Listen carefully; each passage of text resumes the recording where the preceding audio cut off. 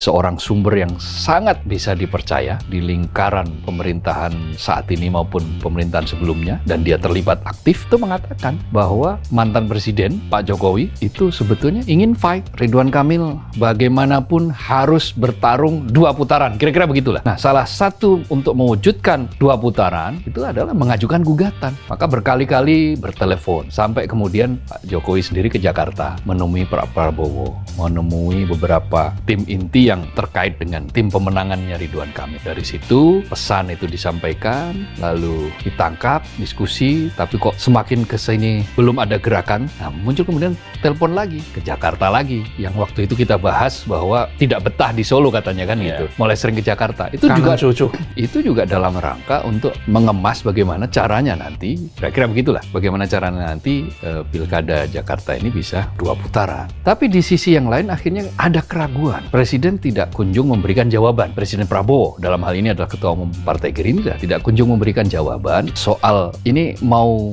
lanjut ke Mahkamah Konstitusi atau selesai di sini saja. Ya, karena mungkin fakta-faktanya juga tidak terlalu kuat. Lalu ada sumber di lingkaran Presiden, di lingkaran Gerindra, itu menyatakan begini, muncul kan waktu itu ledakan kasus Suriah ya, ketika rezim Bashar al-Assad tiba-tiba digulingkan hanya dalam hitungan jam kan. Ada indikasi bahwa proses penggulingan itu dilakukan oleh pihak-pihak yang terkait dengan CIA di Amerika Serikat.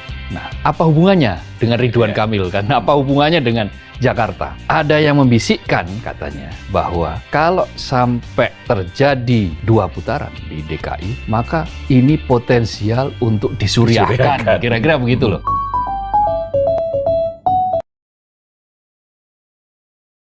Proyek PSN di kemungkinan era jenengan beberapa mungkin akan dievaluasi oleh Pak Prabowo. Ya apa-apa kan baik. Dievaluasi akan baik.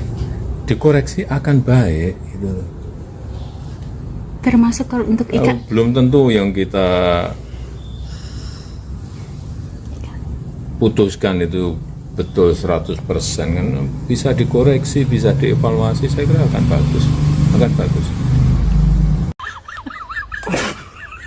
Bangun tidur, lihat ya kayak semacam info lah ya. Ternyata Ereking nggak ngajuin permohonan di MK. Ya mungkin lihat video gua kemarin kali sadar ya nggak.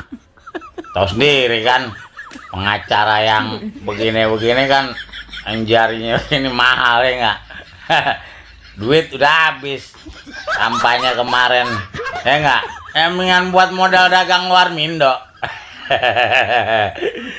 Bagus dah ya nggak, jadi kagak jadi damai kita udah. Emang kalau ya kalah aja gitu loh, terima kenyataan gitu bahwa masyarakat Jakarta memang belum memilih Anda gitu loh. Soalnya juga kan jauh juga dari 5007 ke 39, buset ya jauh gitu. Bagus dah kalau sadar ya nggak. Makasih, pemilu damai. Assalamualaikum. Lalu apa? Kan walaupun marginnya tipis susah juga, kecuali tadi menodong dalam tanda kutip kepala hakim-hakim MK agar kemudian permohonan dikabulkan. Jadi destabilisasi politik juga menjadi pertimbangan kalau menurut saya. Nah, yang ketiga, sahabat era sekalian, ya, saya melihat bahwa ketika media-media termasuk Bocor Alus Tempo memberitakan soal pertemuan Jokowi Prabowo dan salah satunya adalah bagaimana mengupayakan putaran kedua di DKI dan lain sebagainya, eskalasi kan mulai tinggi. Dan saya kira itu menjadi pertimbangan juga untuk akhirnya tidak mengajukan. Jangan lupa, tim Ridho mengatakan persiapannya sudah 97%. Pernah juga bertemu dengan saya melalui talk show di CNN Indonesia. Dan mereka siap-siap mengajukan, sudah konsultasi dan lain sebagainya. Jadi kehendak atau upaya untuk mengajukan itu bukan tidak ada, sudah ada. Tapi detik-detik terakhir kemudian kelihatannya diputuskan untuk tidak maju. Ya, detik-detik terakhir diputuskan untuk tidak maju. Makanya P3 mengatakan heran, kok bisa begitu? Pilihan yang tingkat tensi politiknya itu paling rendah. Tensi politiknya praktis di Jakarta tidak ada peristiwa yang berarti.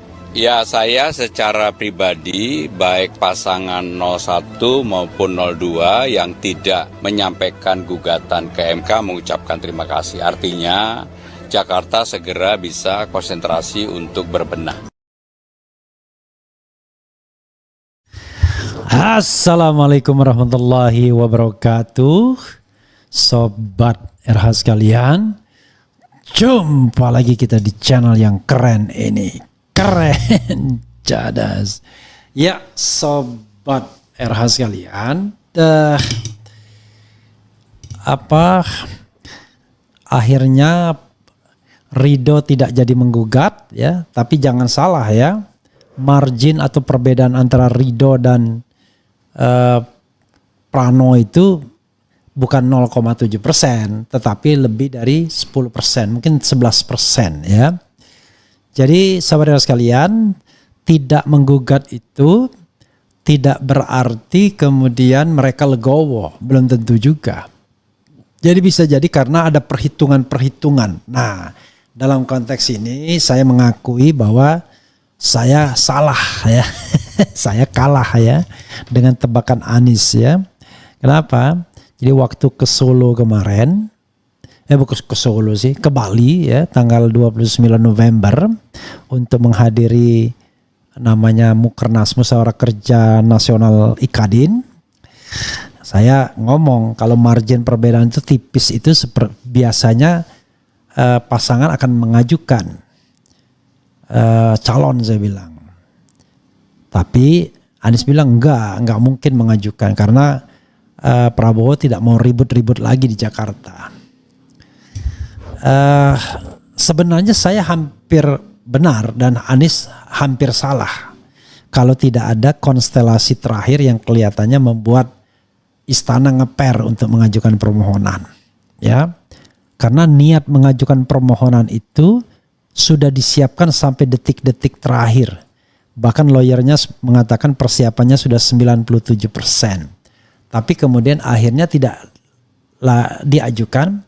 Ya, saya menduga ada beberapa sebab yang harus kita pertimbangkan sebagai bahan analisis ini. Tapi coba kita lihat beberapa judul berita ya. Kemenangan Pramono Rano dan bayang-bayang kekuatan Kim di DPRD Jakarta. Ketua P3 Jakarta terkejut Ridho batal gugat ke MK tak dibicarakan. Ya itulah. Kemudian jubir Pramono Rano hormati Ridho dan Dharma Kun tak gugat Pilgub Jakarta. Oh ya, Dharma Kun juga tidak gugat juga ya.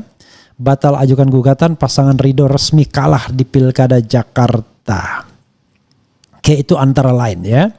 Dan kita tadi juga sudah mendengarkan Pramono. Jadi sahabat sekalian, ada beberapa faktor yang menyebabkan permohonan tidak jadi diajukan menurut analisis saya. Oke, pelan-pelan ya. Pelan-pelan. Pertama adalah kita lihat dari sudut jarak ya, jarak angkanya. Memang kalau 50% satu ke plus satunya kan 0,7% saja, dikurangi 0,7%, suara Prano menjadi 50% atau kurang, maka akan ada putaran kedua. Tapi jangan lupa bro, margin perbedaan itu sampai 10% lebarnya. Ya, maka analisisnya adalah seandainya tingkat partisipasi yang 40% itu bisa digenjot, maka kemenangan Pramono Rano itu justru akan makin tebal. Kenapa? Pasti sentimen terhadap kasus atau Ridho itu akan semakin tinggi kalau seandainya MK memenangkan permohonan Ridho dan memerintahkan pemungutan suara ulang. Let's say misalnya dari 40% itu 10% ikut mencoblos. Maka mereka yang mencoblos itu tidak mungkin semuanya atau sebagian besarnya ke Ridho, pasti ke Pramono Rano. Karena jangan lupa ya, di Pilkada DKI Jakarta itu bentuk perlawanan itu ada dua terhadap kartel politik. Satu, mendukung Pramono Rano sebagaimana dilakukan oleh Anies. Kedua, golput ya, tidak memilih. Ya walaupun kemudian orang mengatakan tidak memilih itu kan merugikan Pramono Rano? Enggak juga. Karena sebenarnya itu ekspresi perlawanan juga sesungguhnya. Ya. Jadi kalau seandainya mau diulang, itu marginnya tinggi, makin tinggi. Jadi tidak ada hopeless kalau mengandalkan sebuah election yang katakanlah yang benar ya. Kecuali tadi at all cost harus menang di Jakarta dengan menggerakkan parcok, menggerakkan semua kekuatan. Nah, kalau itu terjadi, bisa jadi kemudian eskalasi akan semakin tinggi dan ini akan sangat tidak menguntungkan pemerintahan Prabowo ya. Karena itu akhirnya pilihan untuk tidak mengajukan permohonan itu pilihan yang menurut saya logis dan rasional. Oke, satu analisisnya. Yang kedua, pemerintahan Prabowo sepertinya memang tidak ingin terjadi yang namanya destabilisasi, ya, terjadi destabilisasi politik. Dia nggak mau, karena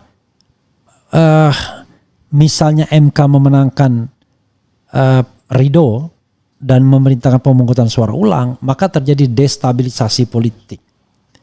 Apalagi kemudian bocor.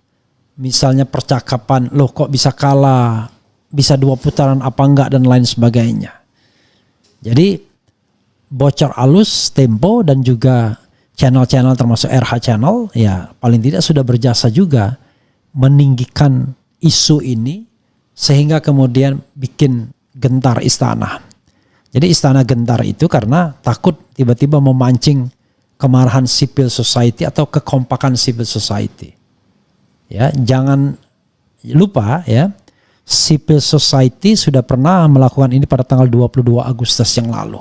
Bukan tidak mungkin riot ya 22 Agustus itu akan terjadi kembali kalau seandainya memaksakan diri ya, bukan riot ya, demonstrasi unjuk rasa besar-besaran kalau seandainya tiba-tiba memaksakan diri untuk dilakukannya putaran kedua. Dan tidak gampang juga kemudian untuk membuktikan bahwa ada kesalahan penghitungan suara. Kalau kesalahan penghitungan suara rasanya tidak mungkin. Kalau money politics dan lain sebagainya, justru Ridho lebih banyak money politicsnya. Lalu apa? Kan walaupun marginnya tipis susah juga. Kecuali tadi menodong dalam tanda kutip kepala hakim-hakim MK agar kemudian permohonan dikabulkan. Jadi destabilisasi politik juga menjadi pertimbangan kalau menurut saya. Nah yang ketiga, sobat era sekalian, yang ketiga ya, saya melihat bahwa ketika media-media termasuk bocor alus Tempo memberitakan soal pertemuan Jokowi Prabowo dan salah satunya adalah bagaimana mengupayakan putaran kedua di DKI dan lain sebagainya, eskalasi kan mulai tinggi. Dan saya kira itu menjadi pertimbangan juga untuk akhirnya tidak mengajukan. Jangan lupa, tim Ridho mengatakan sudah persiapannya sudah 97%. Pernah juga bertemu dengan saya melalui talk show di CNN Indonesia. Dan mereka siap-siap mengajukan, sudah konsultasi dan lain sebagainya. Jadi kehendak atau upaya untuk mengajukan itu bukan tidak ada, sudah ada. Tapi detik-detik terakhir kemudian kelihatannya diputuskan untuk tidak maju. Ya, detik-detik terakhir diputuskan untuk tidak maju. Makanya P3 mengatakan heran, kok bisa begitu ya. Begitu sobat era sekalian. Lalu apalagi yang harus kita lihat lagi ya. Yang harus kita lihat lagi adalah